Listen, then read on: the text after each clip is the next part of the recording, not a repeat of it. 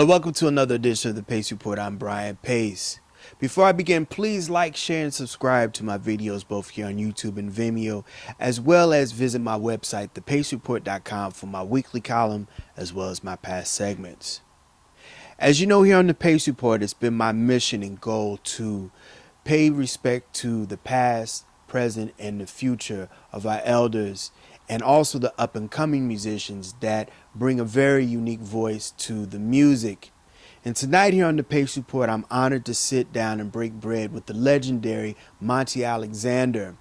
Now, as you know, over the years on the Pace Report, I've interviewed Mr. Alexander in many different facets of different projects that he's released over the years. And this project in particular is very unique in that he's paying tribute to one of the great piano giants as well as composers, the great Thelonious Monk.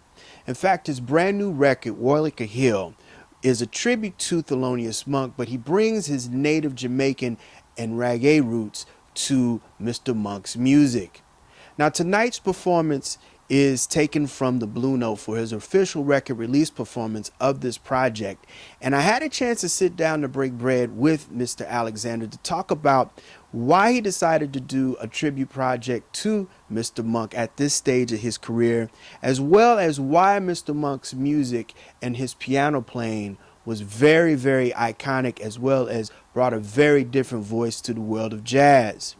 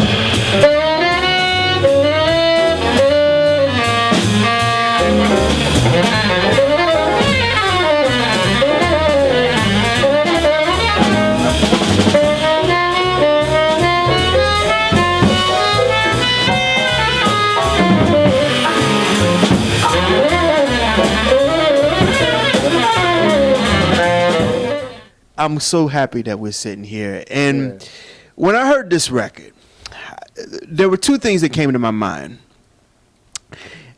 I remember you telling me many, many years ago that Monk came into your psyche a lot later when you were studying and playing the music. And here it is, we're sitting down here at the Blue Note, and you're playing his music, but you're also bringing a very different rendition from one, the West Indian Caribbean feel. But also, what I find very interesting about Monk is he's from North Carolina, but when he moved to New York, he moved to a community that was populated by West Indians. Indians, big time. And you know, as an observer and a person enjoying that whole music world, all kinds of music, I heard all the great jazz pianists, many of them, and they were smooth and they were swinging and they were all this.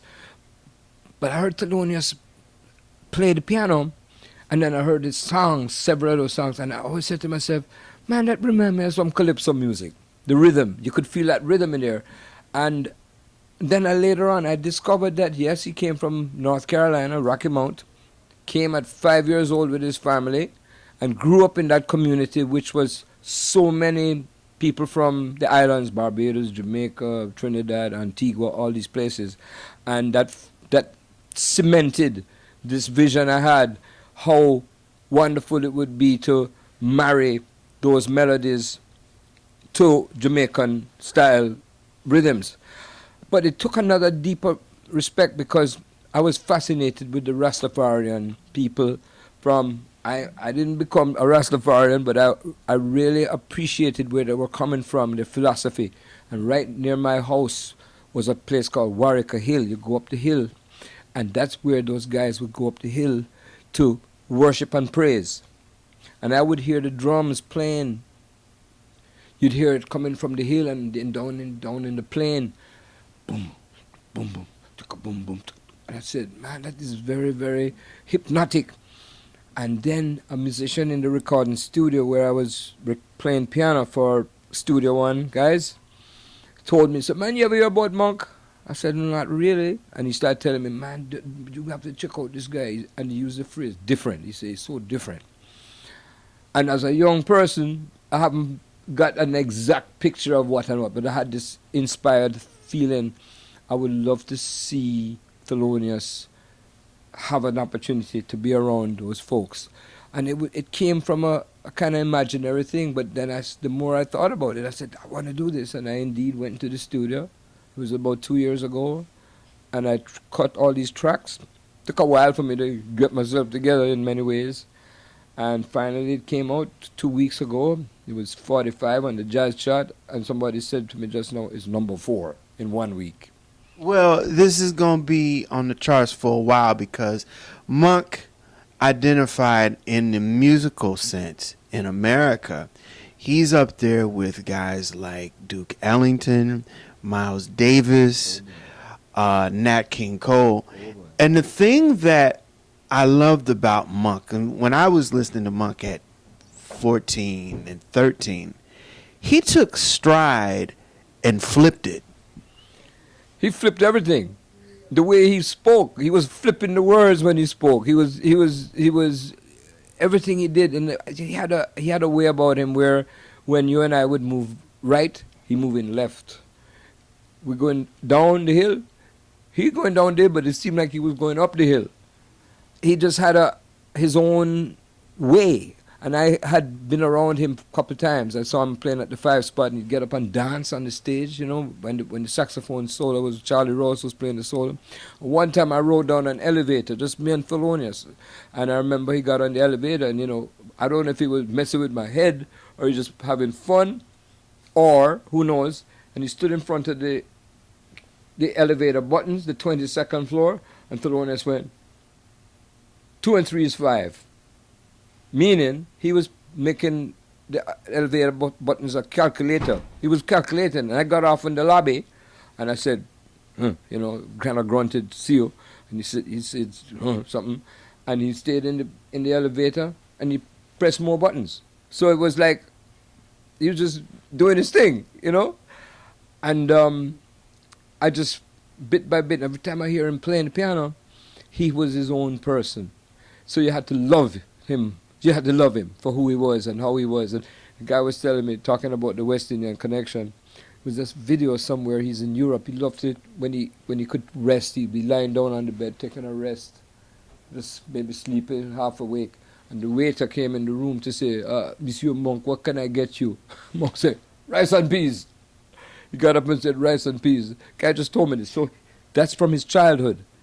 So he became very taken with the West Indian culture. And he had a lot of his friends. You know, Sonny Rollins they were close as friends as well. And Sonny was telling me, you know, about how they would hang out together. And Denzel Best, who wrote Bemsha Swing, was from Barbados. Roy Haynes was from Barbados. A lot of those guys came from the islands, but they never really shouted it to the mountaintop, you know. It's kind of low-key about where they were from. And it's interesting. It has to do with a kind of pride and dignity among those families. You know, they were solid folks, church-going people, and they had a substance within them to stay away from the harmful, like the heroin and the drugs that was going on at that time. So you hardly heard about those guys getting caught up in that stuff. Anyhow, it's just a beautiful occasion for me because I always think about Bob Marley's beautiful phrase, one love. One love. Yeah.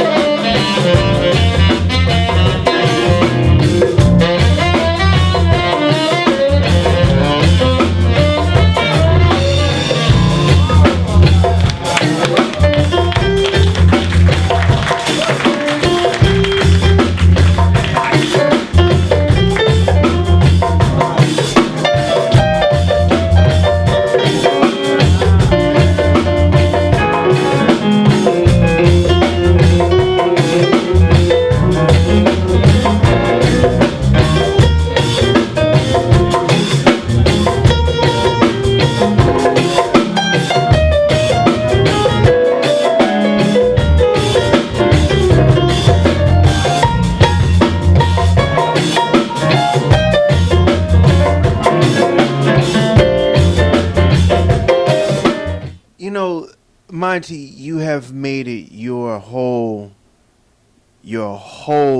musical identity to connect Jamaica and the West India music connection back to Africa.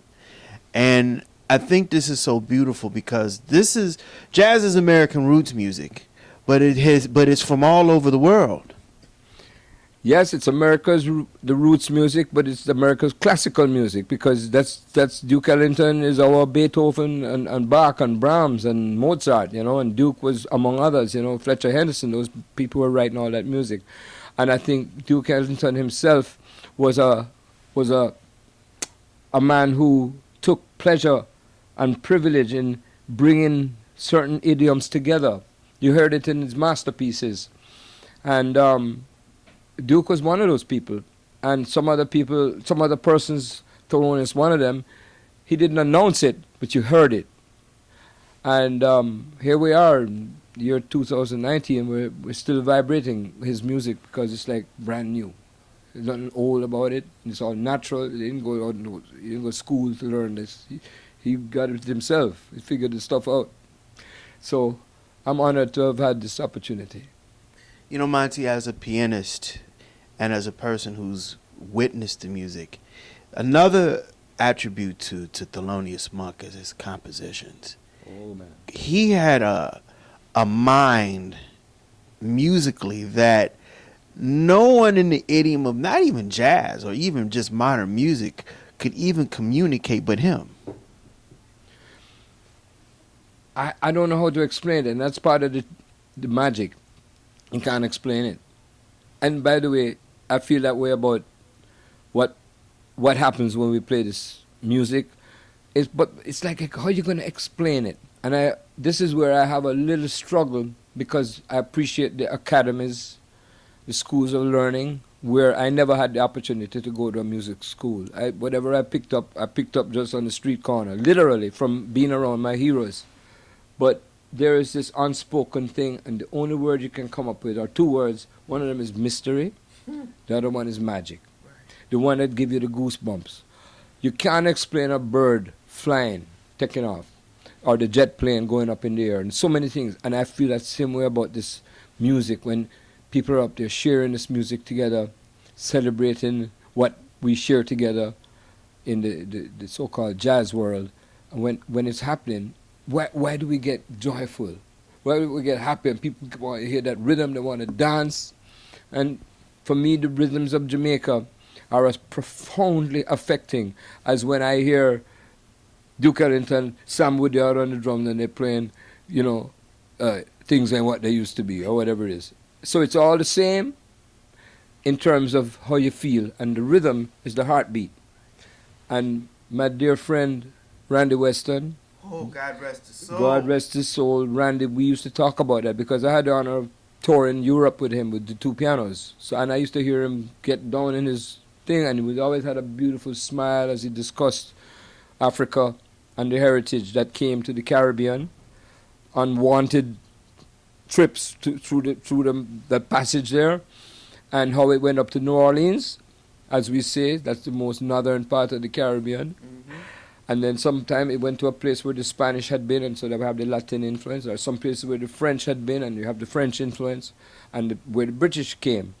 So I always say the roots, West Africa, and Jamaica still evidences that. I mean, all the islands do, but for me, the Jamaican expression is raw. It is more raw than anywhere else for me, roots. I read something that you had said that was very interesting about reggae, and it was actually an American artist that put reggae in a whole different stratosphere. And we're talking about Johnny Nash. Oh, man. In the 50s, touring artists would come to the Caribbean. And it was in Jamaica that I saw Nat Cole. It was in Jamaica that I saw Louis Armstrong. I shook that man's hand. He was my ultimate hero. Both Satchmo and Nat, But I saw Jackie Wilson, Sam Cooke, Brooke Benton, Frankie Lyman, all these guys I saw, and I loved that the music. Every time I'd be like a fool in the kid in the candy store, right? And Johnny was on the list, and the promoter, Jamaican promoter, somehow one thing led to another, and Johnny Nash had done some recordings with Columbia, and he was from Houston, Texas, and he had maybe had a couple of hits, R&B, popular music and such. But they came to Jamaica not having any idea what was going to happen because the people loved him and he loved them. And he and his manager said, "Man, we got to plant some roots down here." Sure enough, they did. I think they even got a house. Then he started recording in the local studio, and that's when he did "I Can See Clearly" before Jimmy Cliff did it, his own song. And he recorded "Stir It Up," Bob Marley "Stir It Up," and he recorded "Guava Jelly." And Johnny is the first guy that made it an international awareness. So, and then of course after that, but I was playing in the recording studio before that, playing rhythm on the piano for Duke Reed and Coxsone Dodd, Chris Blackwell as well. So I have a history, you know. You just added a name. Chris Blackwell is very instrumental with Island Records, and he took a chance by recording a man by the name of Bob Marley and the Wailers. He brought him, and this is an interesting story too, because somehow Bob did a lot of his prolific work when he left Jamaica and went to the UK to record, which was crazy. Well, Chris Blackwell was a visionary, you know, and he started out being fascinated. In fact, it was the very Rastafarian people that he embraced their whole way, because a lot of the Jamaicans who were like professional people that put on the suit and go to work, they kind of saw a man with dreadlocks as he's different. You know, I don't know if I want to invite them over to the house to have dinner tonight. You know, that kind of attitude. But Blackwell had that spirit to receive and embrace, and I think there was an incident where I heard he had been in a sailboat and the boat capsized, and a brother, a dread as we call the guys, saved him, and that kind of opened the door to his respected everybody in that. And when Bob came along, and you knew right away Bob was not of this earth, he was a very unusual artist. He had it because he had gone back to England and was recording a lot of rock groups, you know, the British guys, and had been successful. He had Traffic, Steve right. Winwood. There's Eric Clapton. Eric Right? Clapton. Well, wait a minute. Clapton was in a band with Steve Winwood called Blind Faith, but that was on another label. But All right. you're right on money. He saw artists Right. that were so against the grain, and he just recorded them. Yeah, and the mere fact that that first album, he had a Zippo lighter Yes, concept. yeah. I mean, no, that's gonna make you. What's that? You know. So Chris had this other way of looking at things that ended up being a promotional coup, and he did that with Bob. You know, and you know they just. But the rest is history. You know. Another Jamaican artist that he took a gamble on, and she's an icon, Grace Jones. I'm pleased to tell you, November of 2018, I went down to Jamaica and received, I had no idea how come or why come, but the University of the West Indies honored me with a doctorate, honorary doctorate, Doctor of Letters. They saw me as somebody out there singing the praises of Jamaica, and I received this honorary doctorate. And the other person that I sat there that received it was Grace Jones. Miss Grace and I were there together receiving. We had the cap and the gown, and she really, really came from and went to. She's a very respected artist, you know. She and Sly and Robbie hooked up real great. You know. That's right.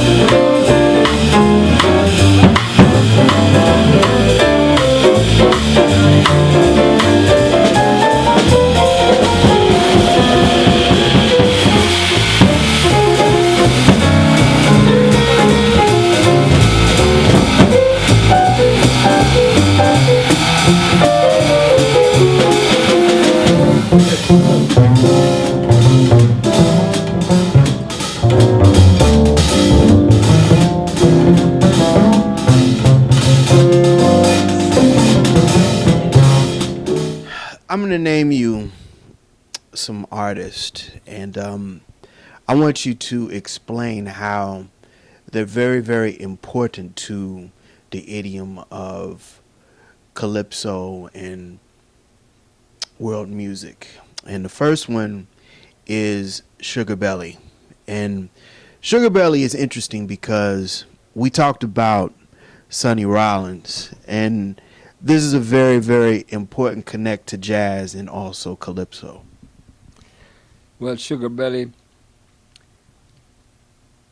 came from Roots, Jamaica, and well, I'll just tell you what he did. He played a saxophone, something like an alto sax, but it was a homemade saxophone made of bamboo.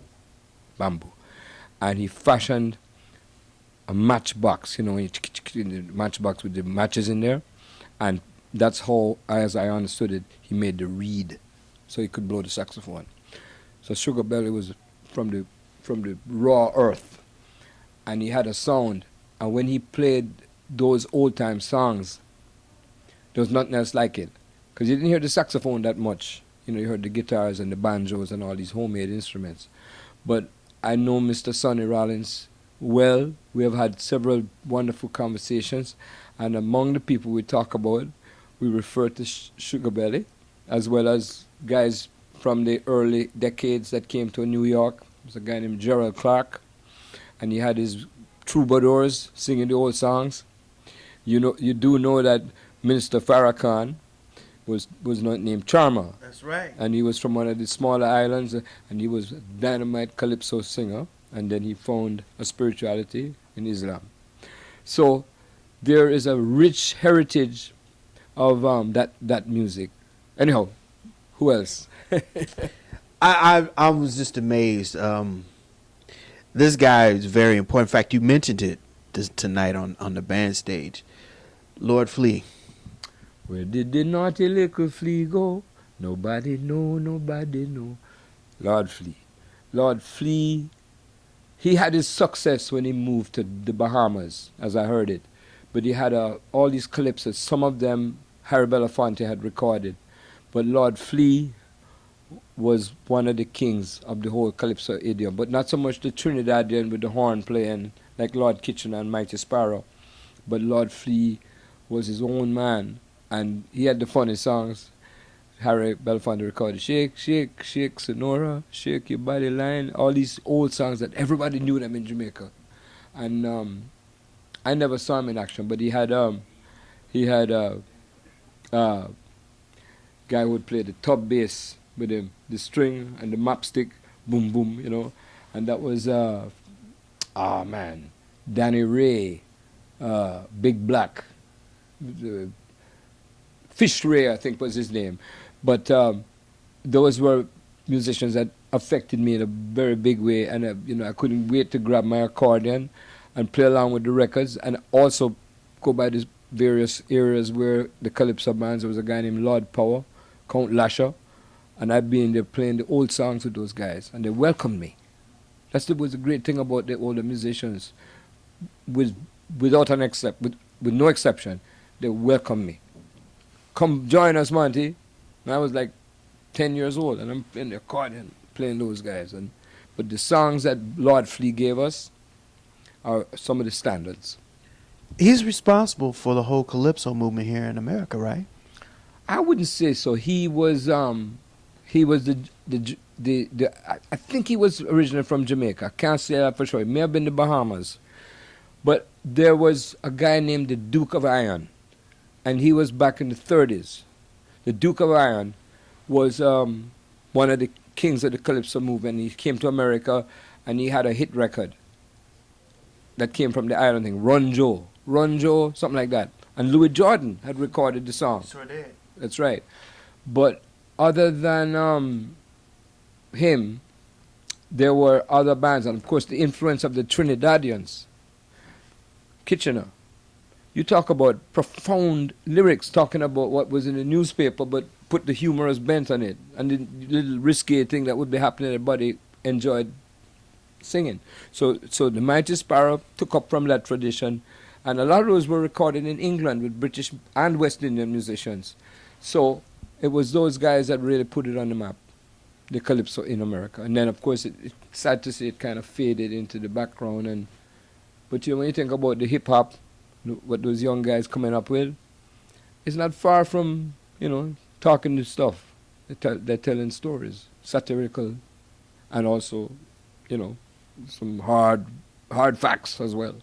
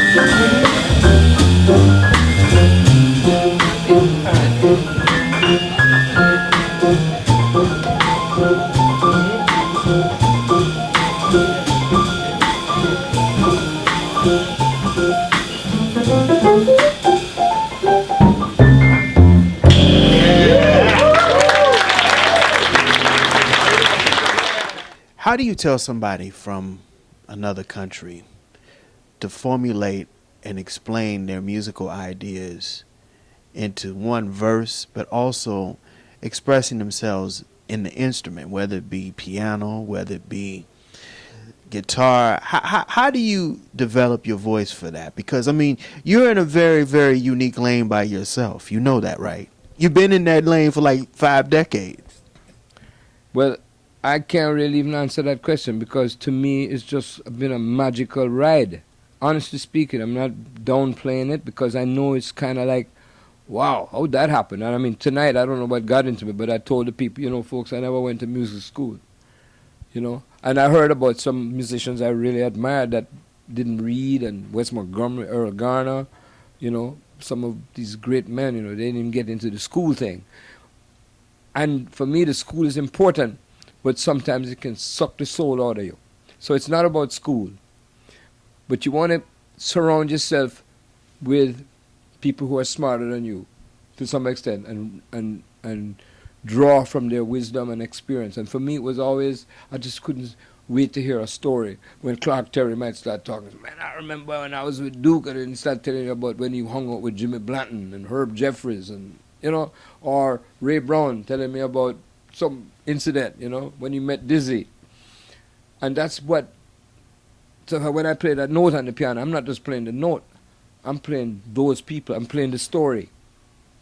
I'm very serious about that. It's not about playing the note and the chord. You're playing the experience, and it's the best explanation I can come up with.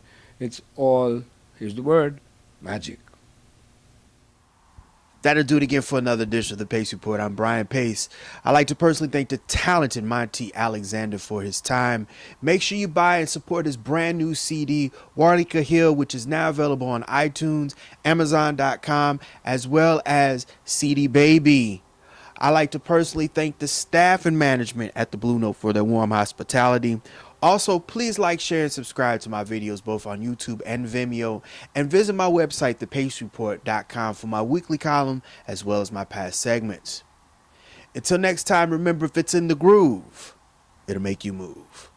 Till next time, peace.